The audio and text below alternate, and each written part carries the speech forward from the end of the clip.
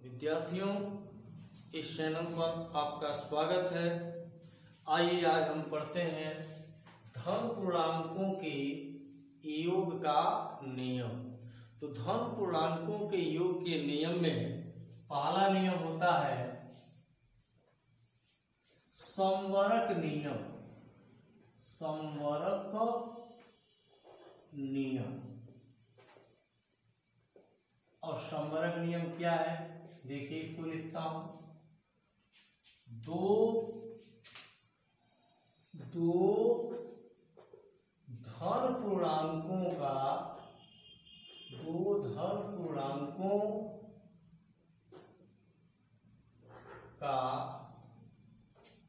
योगफल, दो धन पूर्णांकों का योगफल भी धन पूर्णांक होता है।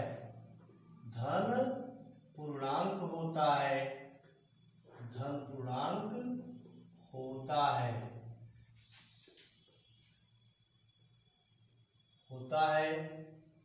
इसे योग का समवरक नियम कहते हैं। समवरक नियम कहते हैं। जैसे इसका उदाहरण देखिए, एग्जाम्पल आपके सामने रखता हूं। एग्जाम्पल तो दो धन पूर्णांक लिखा जाए। मान लीजिए धन पूर्णांक 5 है, दूसरा धन पूर्णांक 10 है। ये दोनों धन पूर्णांक हैं। इनका योगफल क्या हो जाएगा? 15 भी धन पूर्णांक है। तो दो धन पूर्णांकों का योगफल भी धन पूर्णांक होता है। इसी को क्या कहते हैं? योग का समवरक नियम कहते हैं। अब देखिए, दूसरा नियम है क्रम विनिमेय नियम।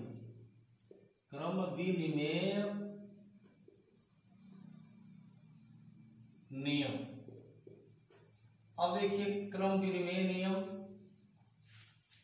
को पहले उदाहरण के माध्यम से मैं आपको समझाता हूं। ये 10 धन 5, इन दोनों का योग करें कितना होगा? 15 होगा। फिर देखिए, कमा लगा के इसी को उल्टा कर दे रहा हूं, क्रम को बदल दे रहा हूं। 5 पहले लिखता हूं और 10 बाद में। तो क्या हो जाएगा? 5 + 10 = ये भी 15 ही हुआ। यहां 10 धन 5 लिखा तो योगफल क्या मिला? 15।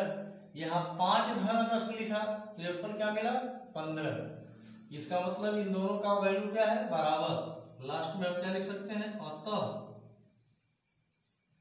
ये 10 + 5 बराबर क्या हुआ? 5 + 10। रिजल्ट क्या निकला? रिजल्ट ये निकला, दो धन पूर्णांकों के क्रम को बदलकर जोड़ने पर योगफल नहीं बदलता है। इसी को योग का क्रम विनिमेय नियम कहते हैं। तब इसका परिभाषा क्या लिख देंगे? दो धन पूर्णांकों के क्रम को बदलकर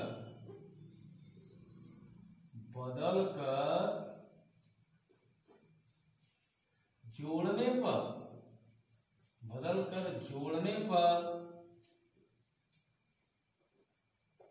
योगफल नहीं बदलता है। योगफल नहीं बदलता है। योगफल नहीं बदलता है। इसे योग का क्रम विनिमेय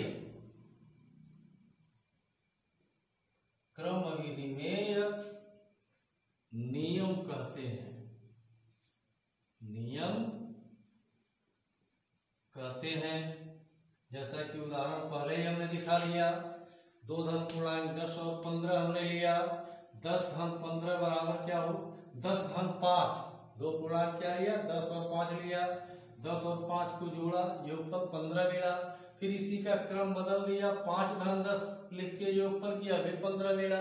दोनों का वैल्यू बराबर हो गया। इससे स्पष्ट होता है कि 2 धन पूर्णांकों के क्रम को बदलकर जोड़ने पर योगफल नहीं बदलता है। इसे योग का क्रम विनिमय नियम कहते हैं। तीसरा नियम देखिए, साहचर्य नियम। साहचर्य नियम, साहचर्य नियम की परिभाषा पहले लिख देता हूं। 3 धन पूर्णांकों में, 3 धन पूर्णांकों में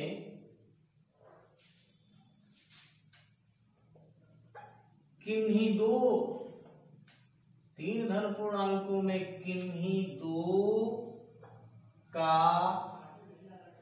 समूह बनाकर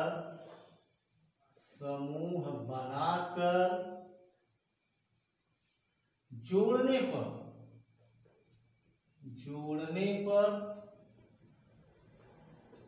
योगफल नहीं बदलता है। योगफल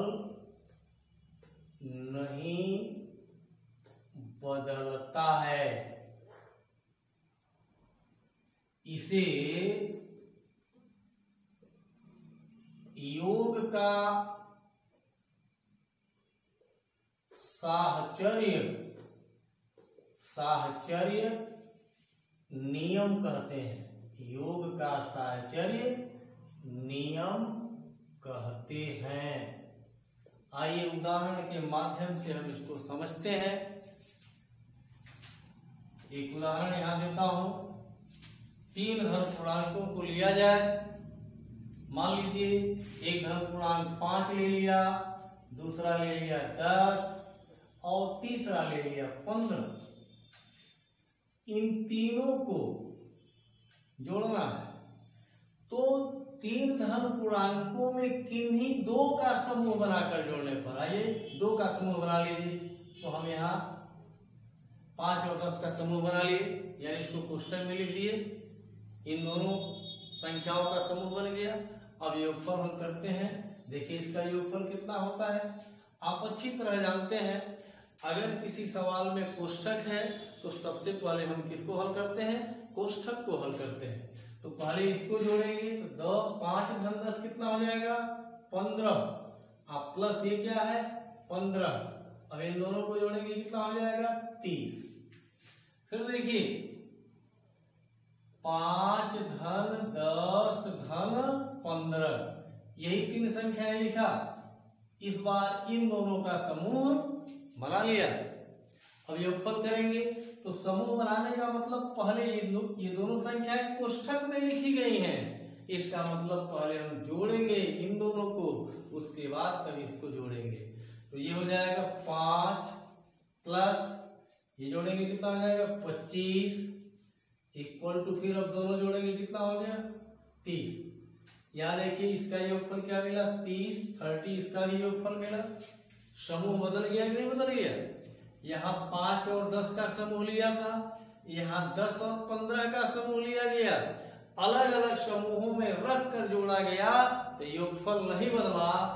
इसका मतलब क्या स्पष्ट हुआ, अतः क्या निष्कर्ष निकला, 5 प्लस 10 प्लस 15 इक्वल है 5 प्लस 10 प्लस 15 के। इसी को हम क्या कहते हैं, योग का साहचर्य नियम। 3 धन पूर्णांकों में किन्हीं 2 का समूह बनाकर योगफल जोड़ने पर योगफल नहीं बदलता है। इसी को योग का साहचर्य नियम कहते हैं। आज की पढ़ाई इतना ही। अगले दिन धन पूर्णांकों के गुणा का नियम बताया जाएगा।